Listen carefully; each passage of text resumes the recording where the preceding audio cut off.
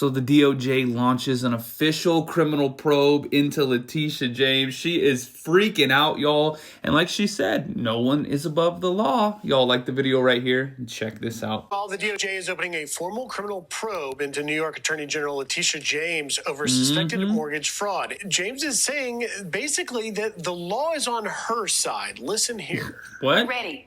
We're prepared. Do not give in to fear. We are fearless. This is not the time to be afraid. This is the time to stand up and fight back and to resist any temptation for them to divide us. Y'all. We're in this together.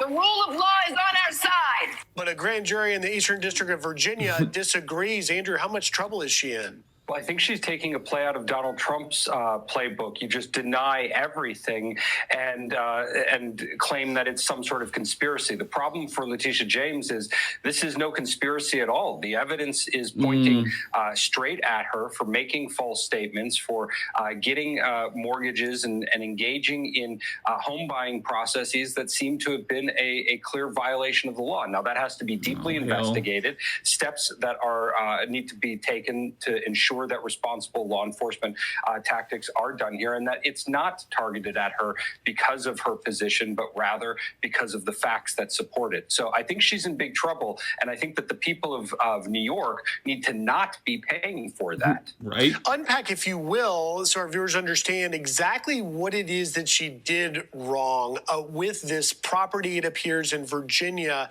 in order to obtain a more favorable loan. Well, there are two primary issues. One, that she listed this as intended to be a private personal residence as opposed to it being a rental property. There's different interest rates that come along with that type of election. And that's exactly what she went after Donald Trump for, that he was indicating false matters on his real estate documents. The other issue is that she had a building that had an occupancy for 5 units, but she claimed it had only 4 units, something that gave her beneficial treatment because of the smaller size of it, or the claimed smaller size. Both of those have serious financial benefits to the consumer who puts that on the forms. And ultimately, if that's not true, it amounts to fraud, and again is very similar to the type of misrepresentations on mortgage or real estate documents to lead to a windfall for the owner that she complained against Donald Trump for. So this is I think karma coming back to bite her,